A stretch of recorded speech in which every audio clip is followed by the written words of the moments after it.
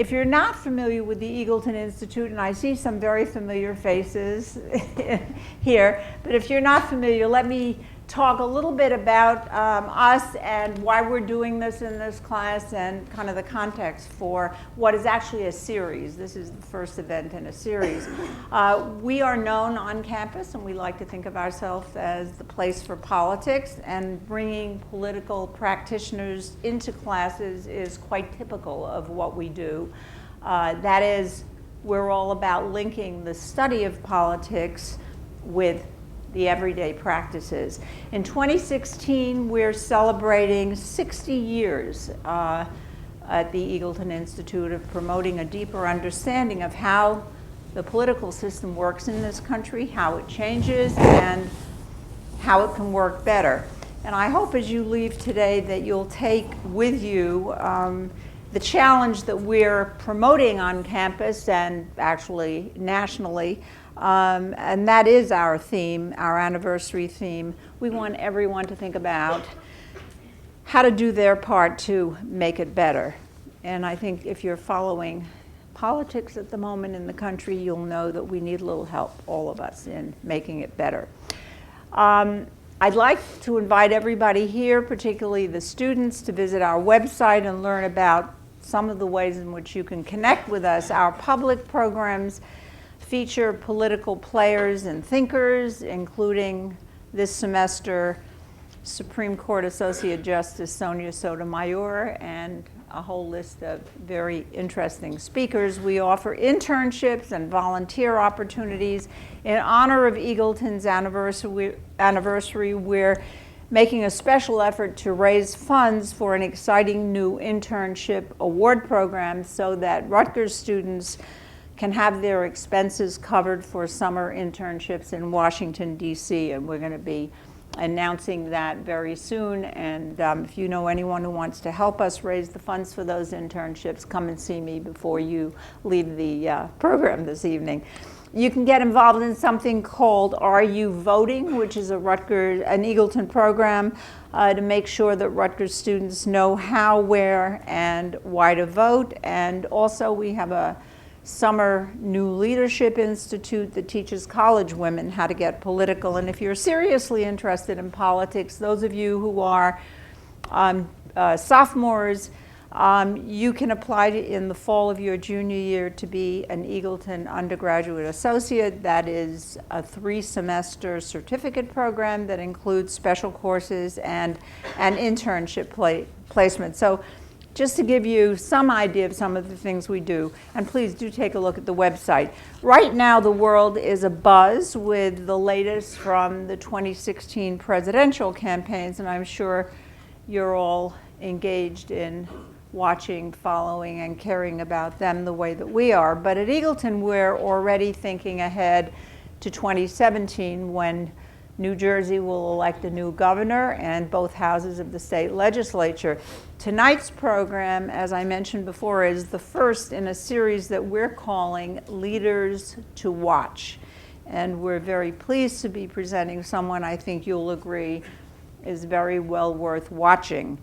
After a successful career in the world of corporate finance, he's got a kind of breathtaking resume, which you can find online. We haven't circulated it, but I assure you it's worth searching out and taking a look at. But after a very successful career in corporate finance, he's been an international diplomat, a national political party and organizational leader, a prominent philanthropist.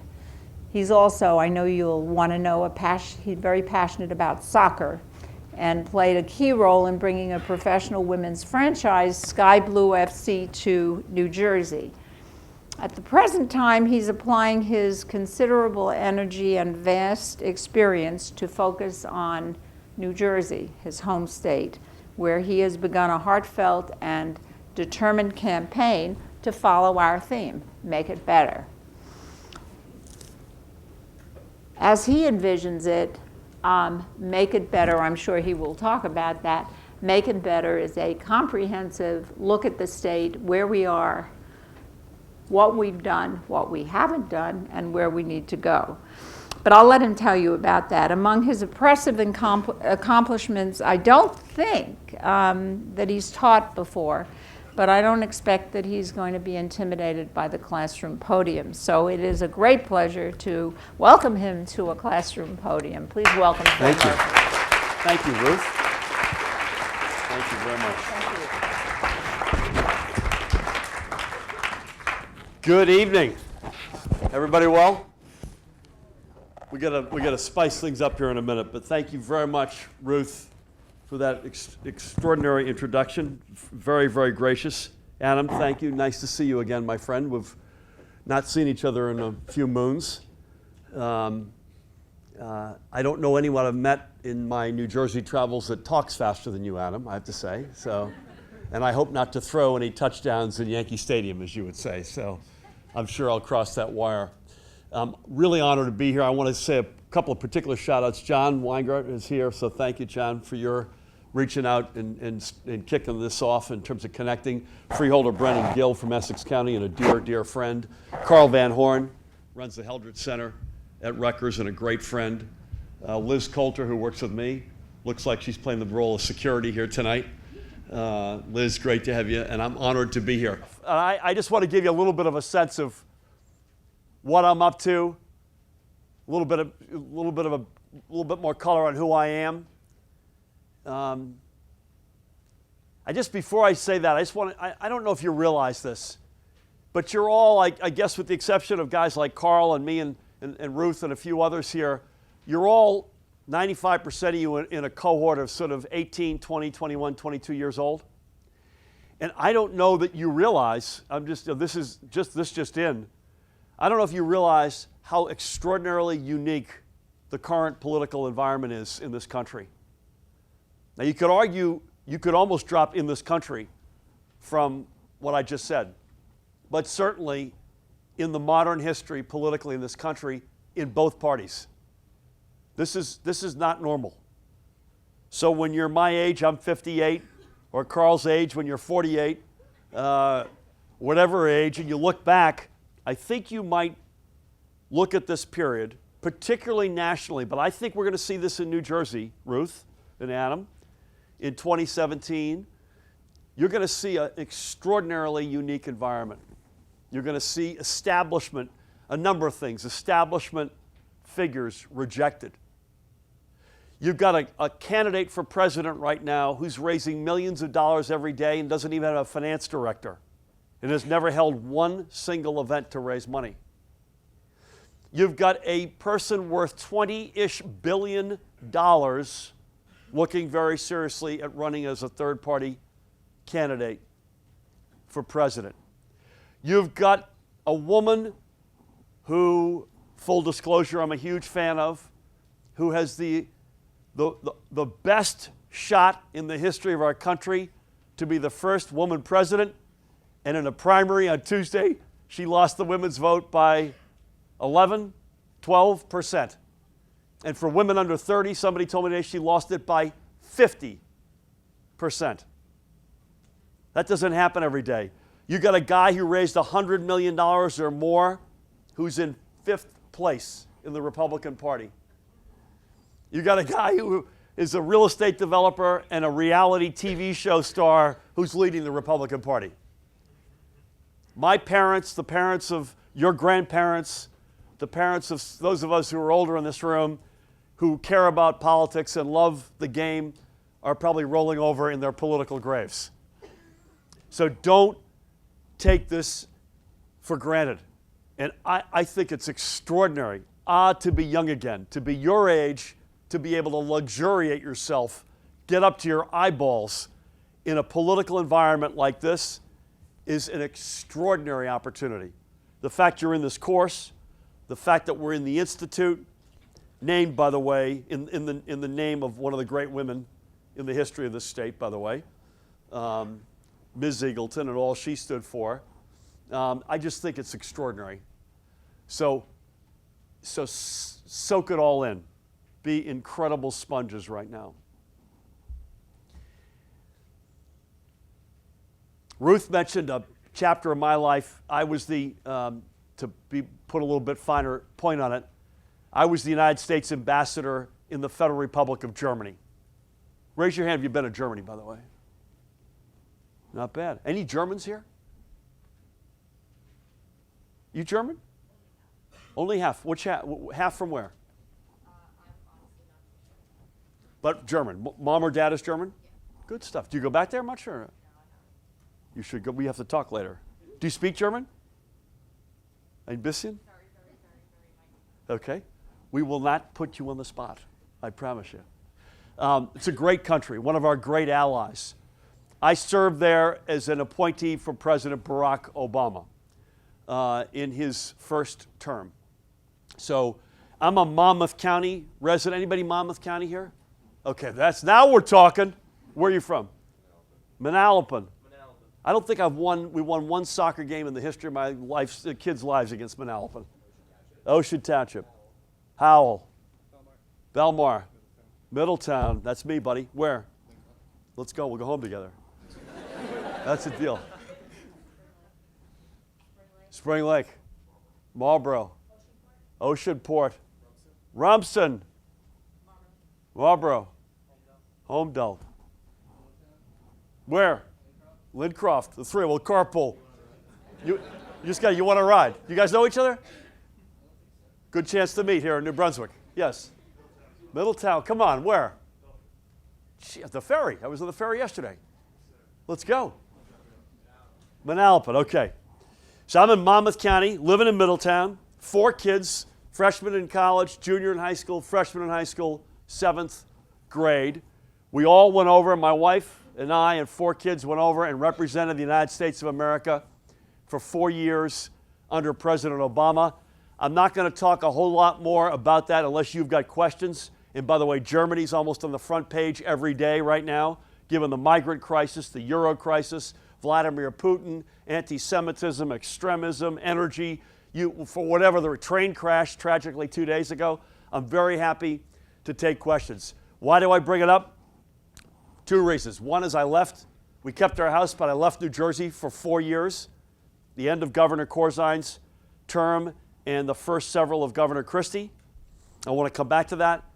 And secondly, I want to give you a big plea to either get involved in politics, service of some kind, but in particular consider the Foreign Service. And the ingredients are actually quite simple.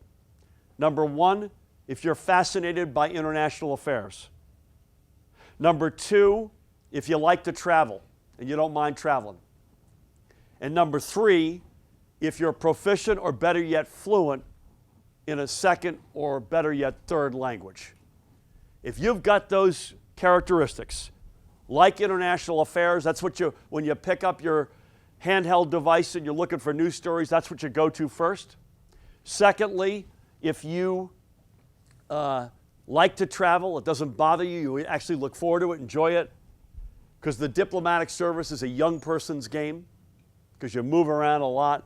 And thirdly, if you're good with languages, a second or better yet a third, consider it. Don't do what I did, which is take the 1 in, 100,000 chance you're going to be friends with the President of the United States who's going to ask you to be an ambassador.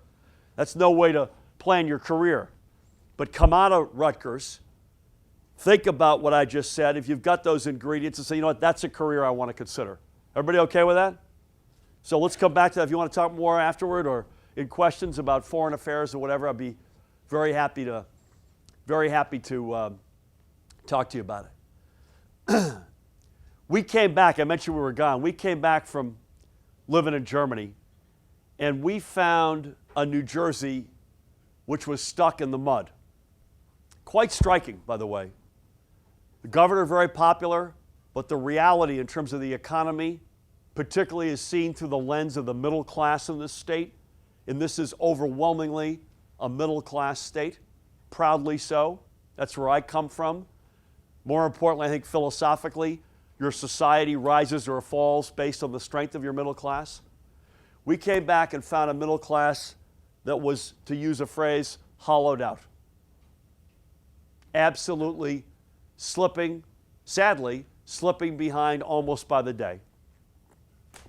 And you can measure that in a whole bunch of different ways. And by the way, that didn't just happen overnight. This is a great state. I'm a huge optimist. Great future. But we've had a series of problems we have to acknowledge that have been building for quite some time. And you can measure it by a bunch of things. A state that's been downgraded 9 times over the past 5 or 6 years. No state in the nation has been downgraded by the credit rating agencies more than New Jersey, except for Illinois. It leads the nation in home foreclosures, or at least leads the region.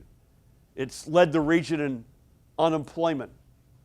It's second in the nation, and I want to come back to this because Carl Van Horn is a leading light trying to push back on this. It's second in the nation in terms of long-term unemployed as a percentage of total unemployed. I didn't see it, buddy. How are you, Doug? Good. You're all dressed up, man. Come on. On and on and on. And so about 2 years ago, we, being my wife and I, started down a couple of different paths. And as I stand here tonight, we remain on those 2 tracks.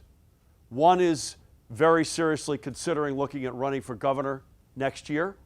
As Ruth said, I'm part of the 2017 series. I'm honored to be kicking that off. I don't see the scenario where we don't go forward, but I also would suggest to you that there's no rush to make that call, that there's time. This is an election that's next year. We got a presidential election right in front of us, as we've discussed. So with that we think about a lot, but we're not hitting the go button yet. On the other side of things, that is urgent. That's what can we do? What are the fixes? What can we do to contribute to getting the state economically, again, think middle class first, back on its feet? So we started a couple of organizations. One is called New Start New Jersey. That is a nonpartisan, non-retail think tank, which tries to come up with good ideas to contribute to the discussion of how we get this great state back on its feet. Another organization that's sort of a sister organization that is partisan and is retail, called New Way for New Jersey, which takes that same agenda, middle class first solutions, and tries to connect it, in this case, with Democratic voters. So it's a very simple analogy. Nonpartisan, non-retail think tank, very partisan, same message, middle class first, connecting with Democrats. So we spend most of our life focused on that very quest. How do we get this great state back on its feet? And I'm a big believer when you're sort of in a situation where it's in crisis, you ask yourself, okay, what are our strengths? What are the strengths of whatever it is that whatever that asset is, a company, in this case, a state? You might ask that question about your family. What's really special about your family? And then you say, okay, if we've got a list of what's special, what our strengths are, what are we doing to further strengthen them? You know, what are our assets and what's the plan to make them even better and bigger? The things that New Jersey has that no one else can lay claim to. You with me? Give me a couple. What do you think our big strengths are in the state? Sir?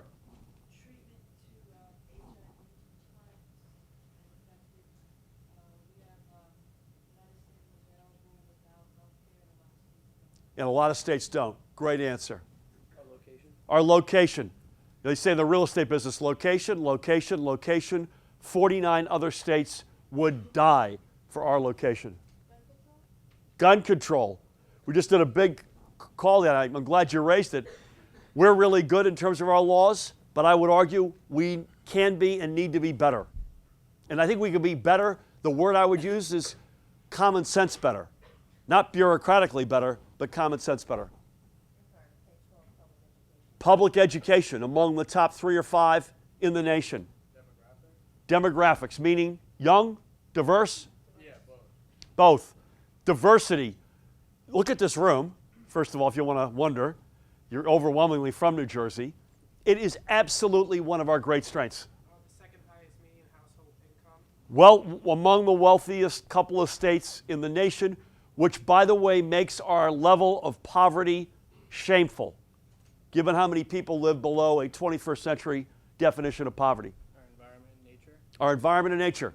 So this is, on the one hand, I would argue both sides of the same coin. You ready? Our density, I would argue, is a great strength, particularly for advanced industries or STEM jobs. But the other side of that coin is it requires us to be extraordinarily vigilant about protecting and respecting our environment, because you could very easily let that get away from you. Others. Sir. The attitude. Let's go. You betcha. Which is why people ask me, okay, you're in economic crisis. Why are you so optimistic? Well, there's lots of reasons, but that's number one, the people. There's nobody is going to keep us down. Nobody, period. Paid maternity leave? Paid maternity leave. Is it good enough? Do you think it's nationwide? No. Not good enough. Not good enough, but we're one of only 4 states that has it. Okay, so that's a good way to put it. So the good news is we've got it. The bad news is, and most states don't, the bad news is it's not good enough. Well said. Any other ones? Please. Our beaches, the Shaw. I got relatives, I got a sister who's a Boston City school teacher, she just retired. She calls it the Shaw. I'm going to the Shaw. You betcha. And those of us we got a big Middletown cohort. We're down there. We got a good Monmouth. Any Ocean County folks? All right, we're good. Atlantic County. Okay, so we're moving down the shore here. Anybody else? Rutgers. Institutions of higher education. Were you going to say Rutgers?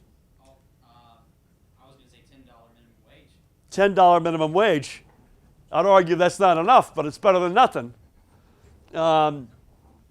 Yeah, institutions of higher education, led by Rutgers. Historically underfunded. That is the understatement of the evening. Absolutely right. So your list is largely, I wouldn't have had the HIV treatment on there, which is a great one. Maternity leave, I wouldn't have had either the good part of it or the bad part. But your list is largely my list. And the only thing I'd say to you, and Rutgers is a good example, and institutions of higher education are generally a good example, is the sad reality is that for the most part, as a state, and this is now, again, not one administration's doing, it's a long time coming, we have not only not invested in those assets, we have disinvested in those assets. We did in our nonprofit a study about 9 months ago with the Brookings Institution. You have heard of Brookings? Great national global think tank. They have a great little part of their operation called the Metropolitan Council, and they look at domestic issues. And they're Moneyball people, they're data-driven folks. And they did a national study on what they called advanced industries. Now they use that fancy title. My word is STEM jobs, science, tech, engineering, math. You with me? So they asked themselves the following. If you as a state employ 1.5 times as many people as the average employed in the rest of the country in that industry, you get a gold star. And I don't mean industries like healthcare, I mean sub-industries like medical diagnostics. You with me? So if New Jersey employs 150 people in medical diagnostics, and the average in the country is 100, New Jersey gets a gold star. You with me? Okay, so these are STEM fields. In 1980, New Jersey got 24 gold stars. In 2013, which is the last year that the data was available, New Jersey got 4 gold stars. And one of those 4 is a new industry grouping. So it's actually apples to apples, 24 down to 3. You know, I've said this, and it sounds cute, but it happens to be true. New Jersey was Silicon Valley before Silicon Valley was Silicon Valley. That's a fact. And in many cases, it was built on the back of outstanding institutions of higher education. And so think about it. Think about Bell Labs, Sarnoff Labs, telecommunications generally, bio, life sciences. Those are industries where New Jersey had the complete corner on the market as a nation, and we've let too much of that go. It's funny, it's human nature in many respects. It's that simple. I was asking the Brookings folks, well, what states are doing a good job at attracting STEM jobs right now in the country? And they gave me a blue state and a red state. Actually, a purple state and a red state. They gave me Tennessee, Governor Haslam, whose brother owns the Cleveland Browns, I might add. He's had a better year than his brother did with the Browns. And Colorado, John Hickenlooper, good Democrat. Those states started with nothing as it relates to advanced industries jobs. So think of a sports team that's not in the playoffs, and they're scrappy, they're hungry. They'll put public policies in place. They'll corral their institutions of higher education. They'll get the private sector involved. They'll find ways to incent and ignite something from complete blank sheet of paper scratch. And they're kicking our butt. We, on the other hand, have that asset. We're sitting back, luxuriating, taking it for granted until you wake up one day and you find companies leaving for other places. And I'll bust this myth. They don't all go to lower tax, lower cost states to relocate. They go to places like Boston or San Francisco. As expensive as New Jersey, without question, if not more so. But the notion is I pay a lot, but I get a lot back. And that's New Jersey on its best day, right? It's a premium to live here. It's not cheap to live here. It's not cheap to go to school here. It's not cheap to wake up in the morning and go through the day and do all the things we all do. But boy, it's worth it. You get a lot back because of those assets we talked about, our location, our quality public education, our infrastructure, which we didn't talk about. Not just our location, but our infrastructure. The quality of the people here, on and on and on. So I'd argue before you, with great humility, that the big challenge for us is really twofold as a state. To get back to investing in our assets, prioritizing them, location, infrastructure, education, diversity, institutions of higher education, our proximity, our connectivity. 11.5% of everything that comes into this country through our ports. Think about that. Well, what are we doing about that? Can we take advantage of that? Can we exploit that advantage? And we've been now, I'd say, going on 20 years of, sadly, kicking the can down the road. Basically, not dealing with our challenges today and borrowing from the future to plug up the hole today. We kiddingly, Brendan and Liz and I talk about the motto for what we're all about ought to be fix tomorrow, today. Turn that on its head. So I'd argue that we got two challenges before us. That's one of them. Find a way back to the basics. Investing in what has made New Jersey great, including our attitude. Where's my guy with the attitude? I love that. Attitude at the top of the list. Our personality, our backbones. That's one. And I'd also say on the other side of the coin, it's hard to escape the notion, and I think you see this nationally right now, that we have a crisis of leadership, I would argue. So it's not just going to be enough saying, okay, we're going to focus on reinvesting in our middle class and in our strengths, but we also have to acknowledge that the system is broken. We have to break out of our current cycle, if you will. I go all over the state every single day. Today I've been in Monmouth County twice, Union County, Hunterdon County. I'm going to hold off for a sec. Now Middlesex County, all over the state. The notion that I get back is the way the New Jersey system works is a small number of folks inside a glass bubble. By the way, both parties guilty as charged. Taking care of each other, scratching each other's backs, paying each other's bills. And the rest of us are on the outside trying to bang on that glass saying, what about us? What about us? Can't we find somebody who puts our interests first? Anybody here see the movie Network? Okay, I'm dating myself. You know it, right? The guy's leaning out the window. I'm mad as hell. I'm not going to take it anymore. That's New Jersey. And that's what I see every day. There's a thirst for adult leadership. Leadership that can communicate, tell the truth even if it hurts, and it will. Communicate effectively. Present the plan. Okay, what are we going to do about this, boss? Promise to focus 24 hours a day, 7 days a week, forever and always on that plan. And finally, give us a reason to believe. And what I mean by that is, if all we're going to do is be asked to take pain, why would you do that forever? Who wants to go to the dentist every day for oral surgery for the rest of their lives? No one does. So we've got to actually, we've got to say to ourselves, you know what?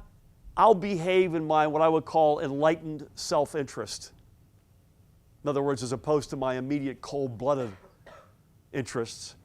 If you could give me a reason to believe that, say, 3 years from now, I know I'll be better off, collectively, will be better off than I otherwise would have been because we took this pain and collective action now.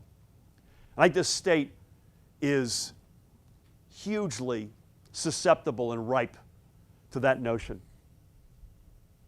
I said I'm an optimist. I'm an optimist because of the Spirit. I'm an optimist because of our people, of our great assets. And I'd say it this way. I've done a lot of different things over 58 years. Different walks of life in the United States, in New Jersey, outside the United States. New Jersey is the single most undermanaged asset I've ever seen in any walk of my life. There is enormous upside. Again, if we get to the basics, and it's simple, I think, let's focus on our strengths, on our people, middle class first, the things that make our people stronger, our assets, and we solve the leadership riddle. If we do that, we'll get back on our feet a lot faster than any of us can realize. And that will be the victors, the beneficiaries of that action is your generation. You're at that cusp where you can both participate in it. You got to vote, folks. Participate in it as an electoral matter, but also benefit from its fruits as you grow up and start your own families and your own careers. I also don't think we can talk completely in abstract terms. And I want to say for 30 seconds that Carl Van Horn and Phil Murphy and a few others looked at the state of the unemployment in this state. I mentioned earlier, second highest in the nation in terms of long-term unemployed as a percentage of total. Folks out of work 6 months or more. We said, you know what, that's bad, but it's not enough to talk about it. Let's do something about it. And I'm honored, between my wife and I, and Carl and his team at the Heldrich Center, to have started the New Start Career Network, which is a free of charge service to folks who have been out of work in this state for more than 6 months, who are my vintage, 45 years or older, to basically work with them, give them a volunteer coach, collate, organize what's available in terms of assets for them, and put them in the best shape possible to get back into the workforce. So I wanted to make that point. It's a huge shout out to Carl and his team at the Heldrich Center right here at Rutgers. Heldrich Center celebrating its 20th anniversary on April 7th this year. Another, like Eagleton, a great Rutgers institution. I'll conclude with the following. I asked you about who your heroes were in public service. I'll give you mine, because he fits the moment for me, and that's Bobby Kennedy. You all heard of Bobby Kennedy? John Kennedy's younger brother, one of his younger brothers, was the Attorney General of the United States under President Kennedy.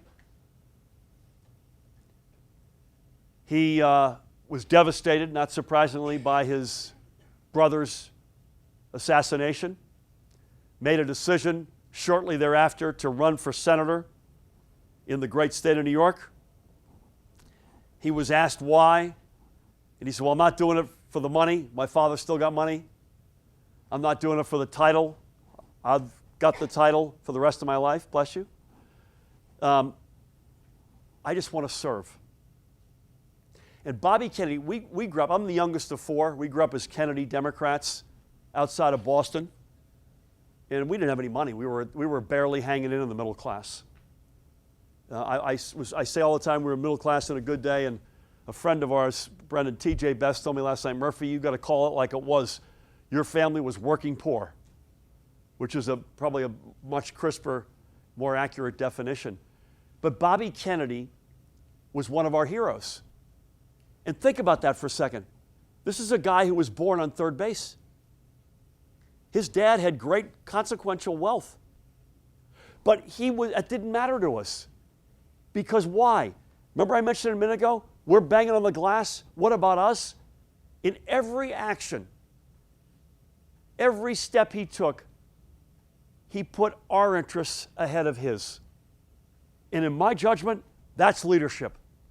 When you check your ego at the door, when you check your own interests at the door, and you put our interests first, they become that leader's interests.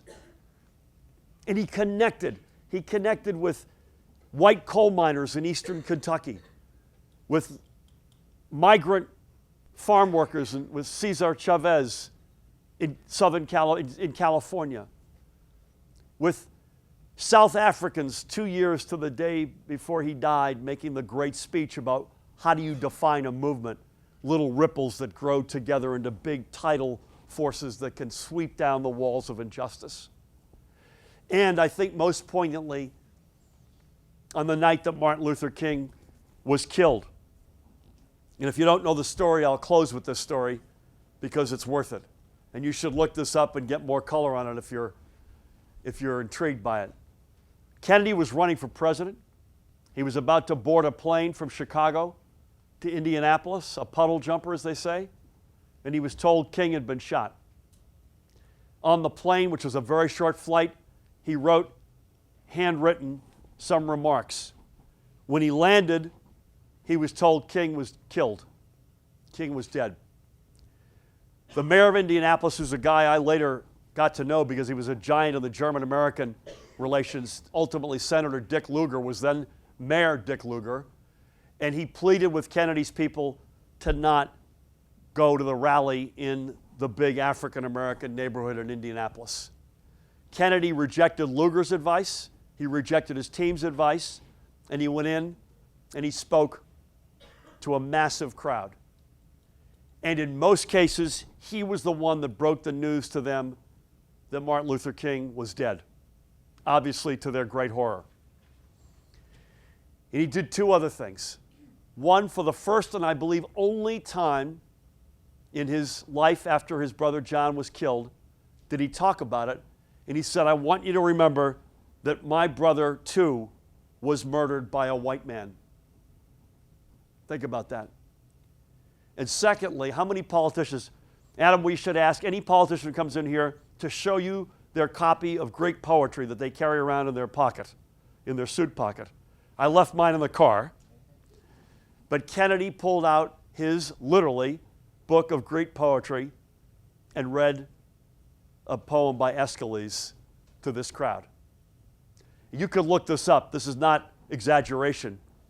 About every big city in America rioted that night in April of 1968, except Indianapolis. So for all those reasons, putting our interests first, even though he was born on third base, a mystery. Being able to connect with folks of all shapes and sizes and colors and creeds and ethnicities. Saying, you know what, I've got money, it's not the money. I've got the title, it's not the title. I just want to roll up my sleeves, I want to serve. And put your interests ahead of mine. For that reason, Bobby Kennedy is at the top of my list. I'm going to stop there, Ruth and Adam, is that okay? And take a few questions? Thank you very much.